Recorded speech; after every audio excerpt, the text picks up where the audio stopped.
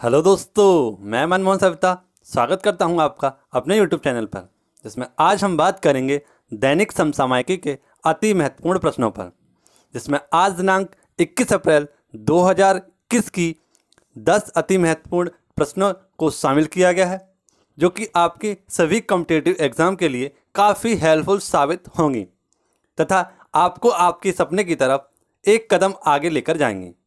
तो बने रहिए वीडियो के अंत तक, क्योंकि आने वाले सभी प्रश्न परीक्षा की दृष्टि से काफ़ी इम्पोर्टेंट होने वाले हैं।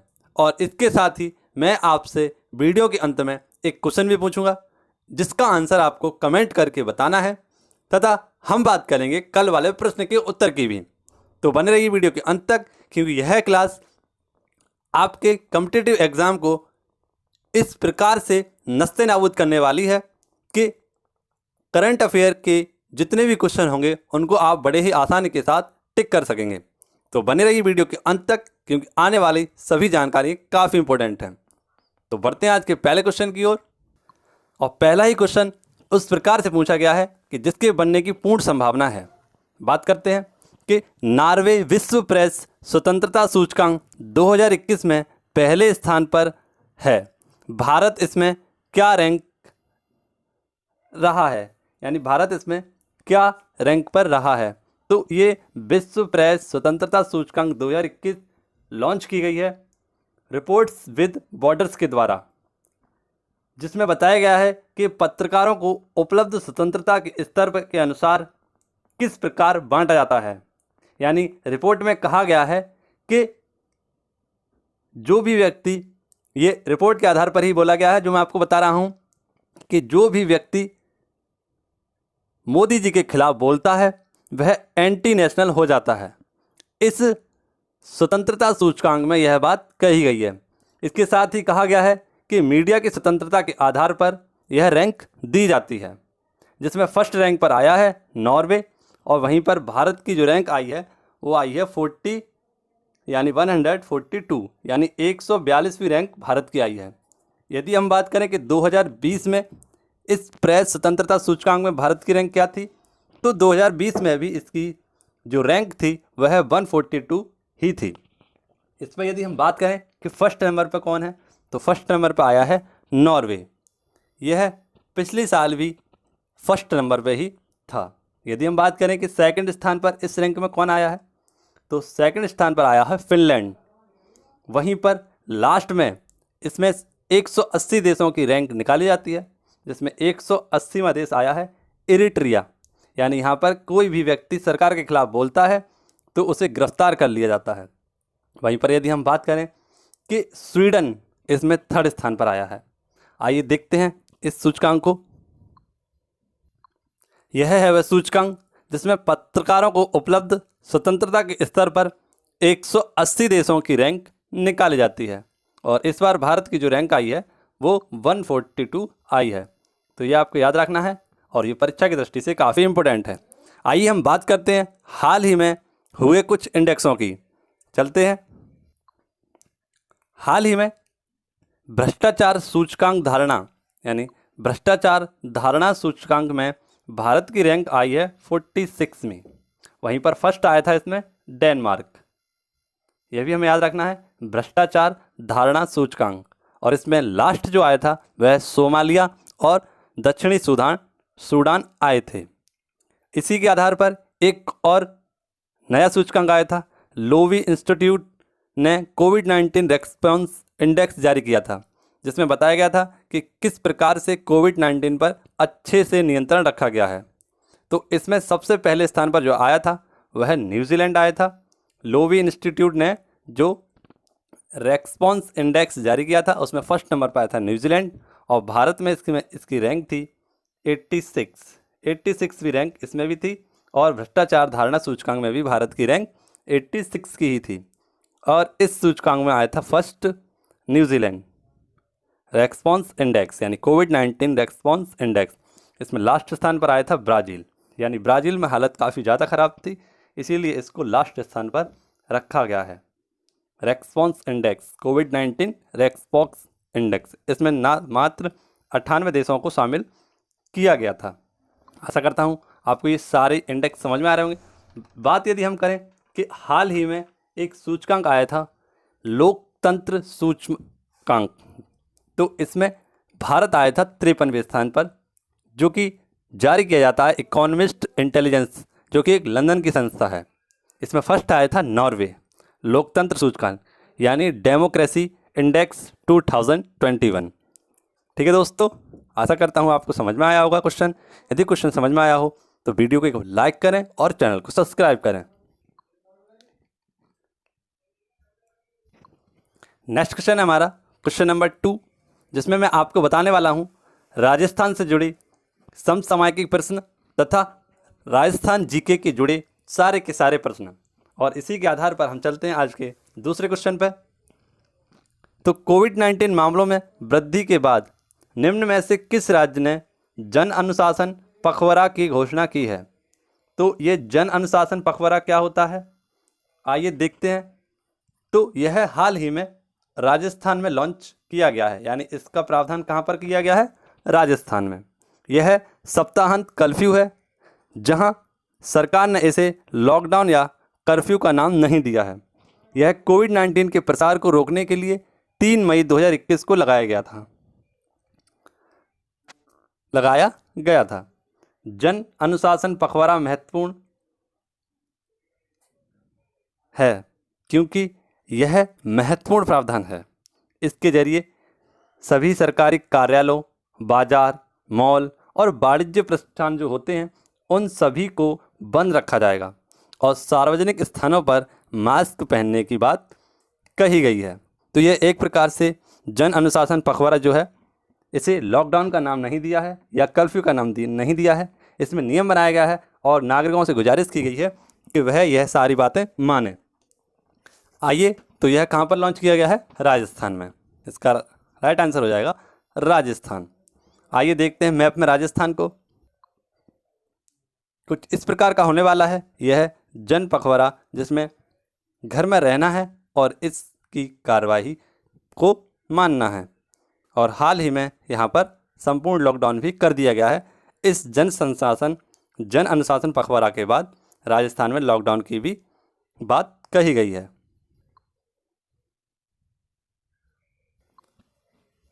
राजस्थान की यदि हम राजधानी की बात करें तो जयपुर इसकी राजधानी हो जाएगी, जिसे हम पिंक सिटी के नाम से भी जानते हैं। और यहाँ के जो सीएम हैं वह अशोक गहलोत हैं। इसी के साथ राजस्थान के राज्यपाल कलराज मिश्र हैं। यदि हम बात करें कि मुख्यमंत्री चिरंजीवी योजना यहीं पर लॉन्च की गई थी, जिसमें प्रति व्यक्ति या प्रति परिवार को 5 लाख रुपए स्वास्थ्य परियोजना के तहत दिया जाना तय हुआ था। यदि मैं बात करूं कि राजस्थान का पुराना नाम क्या था, तो राजस्थान का पुराना नाम जो था वह था राजपुताना। राजस्थान का राष्ट्रीय खेल है वह है बास्केटबॉल। बास्केटबॉल इसका राजकीय खेल है। राजकीय पशु की बात करें तो ऊंट और चिकारा इसका क्या है? राजकीय पशु है। वहीं पर राजकीय पक्षी है इसका गौडवाना, जिसे हम इंडियन वेस्टर्ड के नाम से जानते हैं। और यहाँ का नृत्य है वह है घूमर। घूमर यहाँ का प्रसिद्ध नृत्य है। यदि हम बात करें कि रणथंभौर, केवलादेव और सरिस्का यहाँ के प्रसिद्ध नेशनल पार्क हैं। राजस्थान क्षेत्रफल की दृष्टि से भारत का सबसे बड़ा राज्य है और क्षेत्रफल के आधार पर यह प्रथम स्थान पर है। राजस्थान को 30 मार्च 1949 से पहले राजपुताना के नाम से जाना जाता था और हाल ही में ई कक्षा पहल और इंदिरा रसोई योजना भी राजस्थान में लॉन्च की गई है। आयोग आपके द्वार अभियान भी बच्चों के खिलाफ अपराध को रोकने के लिए लॉन्च किया गया था राजस्थान में। आशा करता हूँ आपको ये सारे क्वेश्चन समझ में आए होंगे। बढ़ते हैं नेक्स्ट क्वेश्चन की ओर। नेक्स्ट क्वेश्चन हमारा क्वेश्चन नंबर 3। भारतीय रिजर्व बैंक ने एसेट रिकंस्ट्रक्शन कंपनियों के कामकाज हेतु ARCS की समीक्षा के लिए 6 सदस्यीय पैनल का गठन किया है। इसके प्रमुख कौन बनाए गए हैं? तो भारतीय रिजर्व बैंक यानी कि RBI द्वारा एसेट रिकंस्ट्रक्शन कंपनियों के कामकाज की समीक्षा करने के लिए एक बैठक का निर्माण किया है और इस बैठक के जो हेड बनाए गए हैं वह बनाए गए हैं सुदर्शन सेन। सुदर्शन सेन को इसका अध्यक्ष बनाया गया है। अब मन में एक बात आ रही होगी और सोच रहे होंगे कि एसेट रिकंस्ट्रक्शन कंपनी क्या होती है।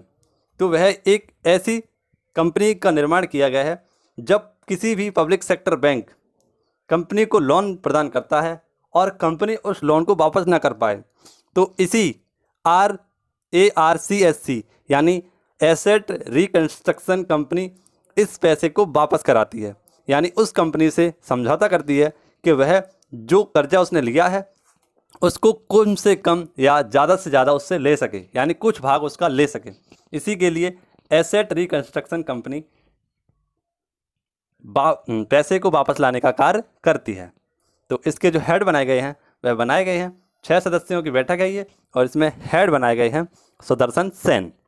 आशा करता हूँ आपको ये एसेट रिकंस्ट्रक्शन कंपनी समझ में आई होगी। ठीक है दोस्तों, यदि हम बात करें कि किसके द्वारा, तो RBI के द्वारा। तो RBI से जुड़े कुछ फैक्टों को हम जान लेते हैं जो कि हमारी परीक्षा की दृष्टि से काफ़ी हेल्पफुल साबित होगी। यदि हम RBI की बात करें तो RBI का एक्ट आया था 1934 में। किसकी सिफारिश पर आया था? तो एक यंग हिल्टन आयोग, इसकी सिफारिश पर यह एक्ट आया था और 1 अप्रैल 1935 को इसकी स्थापना कर दी गई। जबकि इसे भारतीय बैंक के रूप में कब माना गया? तो 24 जनवरी 1949 को इसका राष्ट्रीयकरण कर दिया गया और यह भारतीय बैंकों में शामिल हो गई। यह सबसे बड़ी भारतीय बैंक है और इसके पहले जो अध्यक्ष बनाए गए थे वह ऑसबॉर्न स्मिथ को बनाया गया था। वहीं पर यदि हम बात करें स्वतंत्र भारत के पहले भारतीय गवर्नर कौन थे, तो CD देशमुख इसके पहले भारतीय गवर्नर थे। इसका हेडक्वार्टर प्रेजेंट टाइम में मुंबई में है। जब इसकी लॉन्चिंग हुई थी तब इसका हेडक्वार्टर कोलकाता में था और वर्तमान में इसके 25th जो गवर्नर हैं वह शक्तिकांत दास हैं।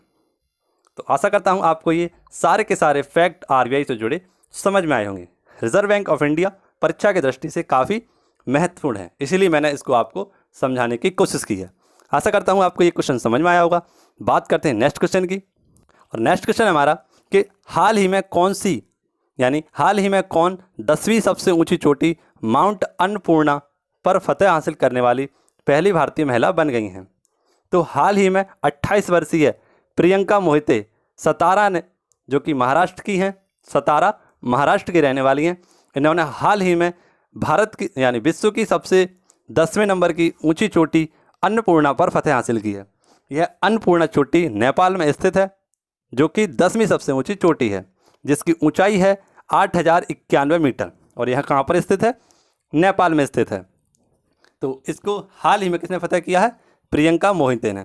आइए देखते हैं प्रियंका मोहिते को। ये हैं प्रियंका मोहिते जिन्होंने हाल ही में अन्नपूर्णा चोटी को फतेह हासिल की है, और यह प्रियंका मोहिते दुनिया की अन्य सभी चोटियों पर भी चढ़ाई कर चुकी हैं, और 2013 में माउंट एवरेस्ट, जो कि सबसे ऊंची चोटी है, इस पर भी इन्होंने फतेह हासिल कर ली है।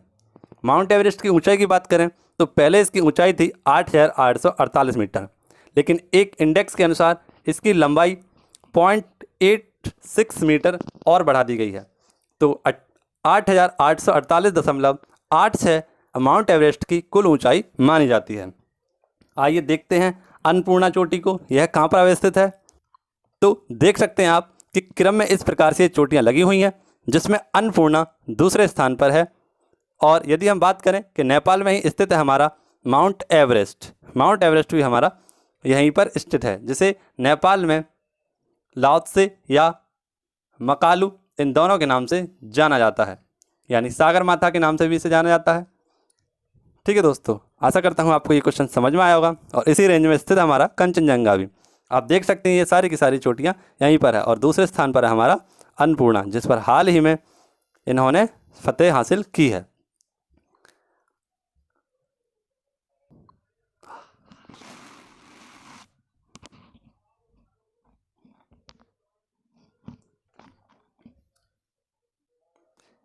यदि हमें इसी के आधार पर बात की जाए कि विराट चंद्रा 7 साल के हैदराबाद के बच्चे हैं, जिन्होंने अफ्रीका महाद्वीप में स्थित किलिमंजारो चोटी पर, जो कि तंजानिया में स्थित है, इस पर भी फतेह हासिल किया था।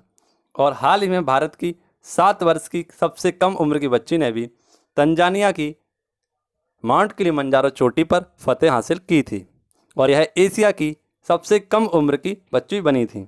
इसी के साथ यदि मैं बात करूं कि विश्व की सबसे छोटी उम्र की बच्ची कौन है जिन्होंने तंजानिया किलिमंजारो चोटी पर फतेह हासिल की है, तो वह है मोंटाना। ये सारी की सारी इन्फॉर्मेशन आपको अपनी कॉपी में नोट डाउन करनी है। बात करते हैं हम नेक्स्ट क्वेश्चन की। नेक्स्ट क्वेश्चन है हमारा कि हाल ही में चर्चा में रही कैनिसा गुप्ता का निधन हाल ही में चर्चा में रही कैनिसा गुप्ता का संबंध निम्न में से किस खेल से है। तो हाल ही में 18 वर्षीय कैनिसा गुप्ता जो कि भारत के लिए 3 स्वर्ण पदक लाई हैं, उज्बेकिस्तान ओपन चैंपियनशिप जो कि उज्बेकिस्तान में चल रही है उसी में वह लाई हैं 3 गोल्ड मेडल और यह किससे संबंधित है, तैराकी से संबंधित है। वहीं पर यदि हम बात करें कि पुरुषों में भारतीय तैराक श्रीहरि नटराज ने राष्ट्रीय रिकॉर्ड बनाते हुए 50 मीटर बैक स्ट्रोक में रिकॉर्ड बनाया है और उन्होंने मात्र 25.11 सेकंड में यह रिकॉर्ड बनाया है। भारतीय तैराक श्रीहरि नटराजन ने, यह पुरुष श्रेणी में है, जबकि महिला श्रेणी में है कैनिसा गुप्ता और इनका संबंध किससे है, तैराकी से। यह 18 वर्ष की महाराष्ट्र की एक बच्ची है जिन्होंने उज्बेकिस्तान ओपन चैंपियनशिप में यह कारस्तान करके दिखाया है। आइए देखते हैं ना, ये हैं कैनिसा गुप्ता जो कि महाराष्ट्र की हैं और इन्हीं ने उज्बेकिस्तान ओपन चैंपियनशिप में 3 गोल्ड मेडल जीतकर यह रिकॉर्ड बनाया है। आशा करता हूँ आपको ये क्वेश्चन समझ में आए होंगे। बात करते हैं नेक्स्ट क्वेश्चन की। नेक्स्ट क्वेश्चन है हमारा और इसमें मैं आपको बताऊंगा मध्य प्रदेश से जुड़ी प्रमुख समसामयिक घटनाएं तथा स्ट्रेटेजी से जुड़ी सारी की सारी बातें। तो आइए बात करते हैं नेक्स्ट क्वेश्चन की। हाल ही में खजुराहो में बने मंदिरों की वास्तुशिल्प भव्यता पर एक वेबिनार का आयोजन किया गया है। खजुराहो मंदिर किस राज्य में स्थित है। तो हाल ही में खजुराहो मंदिरों की वास्तुशिल्प भव्यता पर एक वेबिनार का आयोजन किया गया है और इस वेबिनार में खजुराहो मंदिर के लिए यह प्रावधान किया गया है, जिसके तहत यह कहाँ पर स्थित है, तो यह स्थित है हमारा मध्य प्रदेश में। और मध्य प्रदेश की किस जगह पर, तो मध्य प्रदेश के यह छतरपुर इस इलाके में स्थित है और हाल ही में इस पर एक वेबिनार आयोजन किया गया है। यदि हम बात करें कि खजुराहो मंदिर, तो खजुराहो मंदिर को 1986 में यूनेस्को की वर्ल्ड हेरिटेज साइट में शामिल किया गया था और 950 से 1050 ईस्वी के बीच में खजुराहो मंदिर चंदेल शासकों के द्वारा बनाया गया था। आइए देखते हैं खजुराहो मंदिर को। यह है खजुराहो मंदिर जिसकी भव्यता के लिए हाल ही में मध्य प्रदेश में एक वेबिनार का आयोजन किया जा रहा है। तो आइए चलते हैं मध्य प्रदेश की तरफ। मध्य प्रदेश से सारी जुड़ी बातें मैं आपको बताने वाला हूं और साथ ही साथ मध्य प्रदेश के दर्शन भी कराने वाला हूं। ये है मैप में मध्य प्रदेश जो कि भारत के मध्य में स्थित है। इसके जो सीएम है प्रेजेंट टाइम में वह शिवराज सिंह चौहान है और यह क्षेत्रफल की दृष्टि से सर्वाधिक वन रखने वाला राज्य है। और यहाँ की जो गवर्नर हैं वह है आनंदीबेन पटेल जो कि यहाँ का अतिरिक्त कार्यभार संभाल रही हैं। आनंदीबेन पटेल ही उत्तर प्रदेश की राज्यपाल हैं। पहले इसकी जो राज्यपाल थे वह लालजी टंडन थे जिनका हाल ही में निधन हो गया है। यदि हम मध्य प्रदेश की राजधानी की बात करें तो भोपाल इसकी राजधानी है और क्षेत्रफल की दृष्टि से यह दूसरा सबसे बड़ा राज्य है। 2002 में इससे छत्तीसगढ़ अलग हो गया था, वरना यह पहले स्थान पर था। अब पहले स्थान पर कौन हो गया है, तो वह हो गया है राजस्थान। पन्ना टाइगर रिजर्व जो कि यूनेस्को में शामिल है, यहाँ का नेशनल पार्क भी है और टाइगर रिजर्व भी है। टाइगर स्टेट की बात करें तो इसे टाइगर स्टेट के नाम से भी जाना जाता है और यहाँ 526 टाइगर मौजूद हैं। नर्मदा नदी पर ही धुआंधार जलप्रपात भी यहीं पर बना हुआ है। इसी के साथ साथ उज्जैन से शिप्रा नदी के किनारे बसा हुआ है। हाल ही में रोको टोको अभियान भी और चरण पादुका अभियान भी कोरोना काल के दौरान यहाँ पर चलाया गया था। और सबसे प्रसिद्ध सांची का स्तूप जो कि अशोक के द्वारा बनवाया गया था यहीं पर स्थित है। एक योजना चलाई गई थी अभी हाल ही में ऑनलाइन आपके द्वार, ऑनलाइन FIR आपके द्वार भी यहीं की सबसे बड़ी उपलब्धि थी। यदि हम बात करें कि रीवा पावर प्लांट जो कि सबसे बड़ा 750 मेगावाट का है। जो एशिया का सबसे बड़ा सोलर प्लांट होने वाला है वह मध्य प्रदेश के रीवा में ही स्थित होने वाला है। यदि हम बात करें कि गो कैबिनेट योजना भी मध्य प्रदेश में लागू की गई थी। आशा करता हूँ ये सारी की सारी जानकारियाँ आपको पसंद आ रही होंगी, तो इन सभी को आप नोट डाउन करते चलें। नेक्स्ट क्वेश्चन है और हमारा question number 7, Miguel Diaz Canel निम्न में से किस देश के राष्ट्रपति बने हैं? तो हाल ही में राउल कास्त्रो के स्थान पर मिगेल डियाज कैनेल ने राष्ट्रपति पद की शपथ ली है। और यह कहाँ के नए राष्ट्रपति बने हैं? तो यह क्यूबा के नए राष्ट्रपति बने हैं। आइए देखते हैं इन्हें। ये हैं राष्ट्रपति मिगेल डियाज कैनेल, जिन्होंने राउल कास्त्रो का स्थान ग्रहण किया है। यदि हम बात करें कि क्यूबा में राजवंश के आधार पर कास्त्रो उपनाम के व्यक्ति ही राष्ट्रपति बनते थे, लेकिन यह एकमात्र ऐसे व्यक्ति हैं जिनका सरनेम कास्त्रो नहीं है। और यह जो प्रावधान था 1959 से अब तक चलता आ रहा था, जिन्हें इन्होंने ही तोड़ा है। यदि हम बात करें कि क्यूबा की बात करें तो क्यूबा को देखते हैं मैप में कहाँ पर स्थित है। यह है छोटा सा देश क्यूबा। यह एक द्वीपीय देश है जो कि गणतंत्र कैरिबियाई सागर में स्थित है। द्वीपीय देश है। राजधानी हवाना है इसकी, और इसका सबसे बड़ा शहर भी हवाना ही है। और यहाँ की मात्र जनसंख्या 11 लाख है। भाषा यहाँ की स्पेनिश है और मुद्रा यहाँ की क्यूबन पैसो है। 1892 में क्रिस्टोफर कोलंबस द्वारा क्यूबा की धरती पर कदम रखा गया था। आइए देखते हैं इसी। तो कुछ इस प्रकार का है क्यूबा, जो कि पूरा का पूरा एक देश है। और कैसा देश है ये? द्वीपीय देश है, यानी इसके चारों तरफ क्या है? पानी ही पानी है, इसीलिए इसे द्वीपीय देश भी कहा गया है। 1892 में क्रिस्टोफर कोलंबस द्वारा इसकी खोज की गई थी। जब नई दुनिया की खोज की गई थी, यानी यूएसए और नॉर्थ अमेरिका की खोज की गई थी, उसी वक्त इसको भी इसी का हिस्सा माना गया था। आशा करता हूँ आपको ये क्वेश्चन समझ में आया होगा। बात करते हैं नेक्स्ट क्वेश्चन की। नेक्स्ट क्वेश्चन हमारा कि चार्ल्स गेस्के, जिन्हें चक के नाम से भी जाना जाता है, हाल ही में निधन हुआ है। यह किस कंपनी के सह संस्थापक थे? तो इन्हीं के द्वारा पीडीएफ जो एक सॉफ्टवेयर है, इसकी आविष्कार किया गया था, यानी पोर्टेबल डॉक्यूमेंट फॉर्मल, जिसे हम पीडीएफ के नाम से जानते हैं। उसके आविष्कारक थे एडोब कंपनी के मालिक चार्ल्स गेस्के, और हाल ही में इनका निधन हो गया है। चार्ल्स गेस्के अमेरिकी कंप्यूटर वैज्ञानिक थे और ग्राफिक्स प्रकाशन सॉफ्टवेयर कंपनी एडोब कंपनी के सह संस्थापक थे। इन्होंने 1982 में अपने साथी जॉन बोनॉक के साथ मिलकर एक कंपनी एडोब नामक कंपनी की स्थापना की, और इसी के चलते इन्होंने पीडीएफ यानी कि पोर्टेबल डॉक्यूमेंट फॉर्मल, इसकी आविष्कार किया। यह आइए देखते हैं ना। ये है पीडीएफ आविष्कारक चार्ल्स गेस्के, जिनका हाल ही में 81 वर्ष की उम्र में निधन हो गया है। तो यह भी हमें याद रखना है। आइए देखते हैं एडोब कंपनी। यह है एडोब कंपनी, जिसके भारतीय मूल के सीईओ हैं शांतनु नारायण। एडोब कंपनी के जो सीईओ हैं वह भारतीय मूल के ही हैं, शांतनु नारायण। यह भी हमें याद रखना है, और इसी की दृष्टि को देखते हुए यह क्वेश्चन बनाया गया है कि एडोब कंपनी के सीईओ कौन है?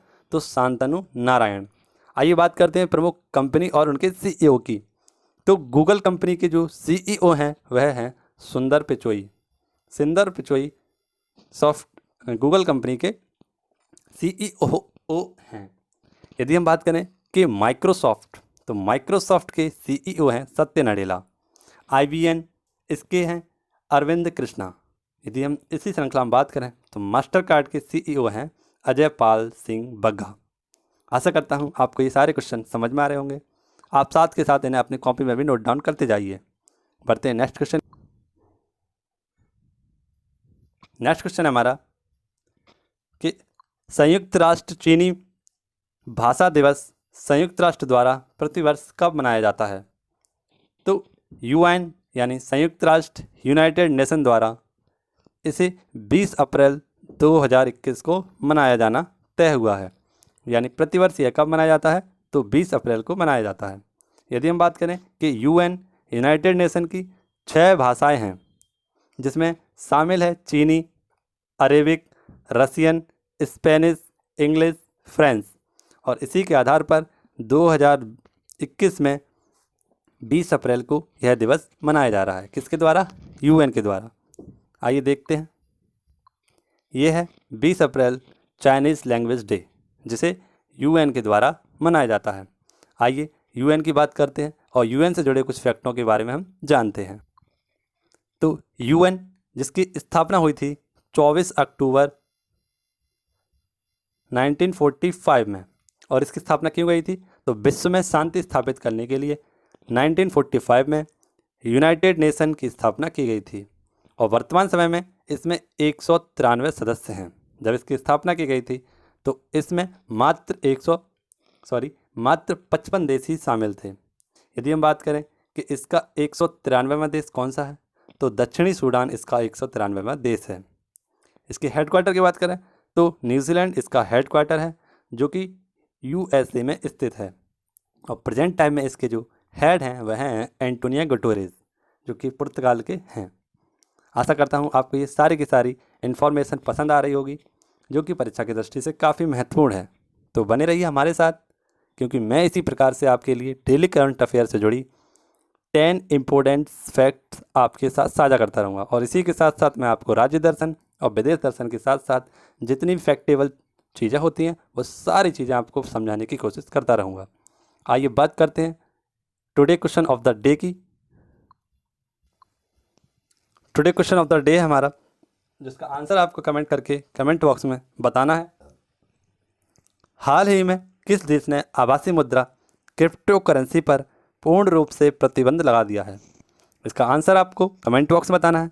यदि आप इस प्रश्न से जुड़ी सारी की सारी बातें जानना चाहते हैं एक्सप्लेन से, तो हमारी पिछली कक्षाओं को आपको देखना होगा।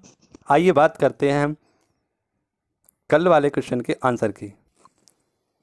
कल वाले क्वेश्चन का आंसर हो जाएगा कि पूछा गया है हमसे कि वैदिक धर्म का मुख्य लक्षण निम्न में से किसकी उपासना थी? तो वैदिक धर्म में मुख्य लक्षण उपासना थी, वह थी प्रकृति पूजा, यानी प्रकृति की उपासना करना उनका एकमात्र धर्म था। आइए यह इसका आंसर हो जाएगा। दोस्तों, यदि वीडियो आपको पसंद आई हो तो एक बार वीडियो को लाइक करें और चैनल को सब्सक्राइब करें। मिलते हैं नेक्स्ट वीडियो में, तब तक के लिए धन्यवाद।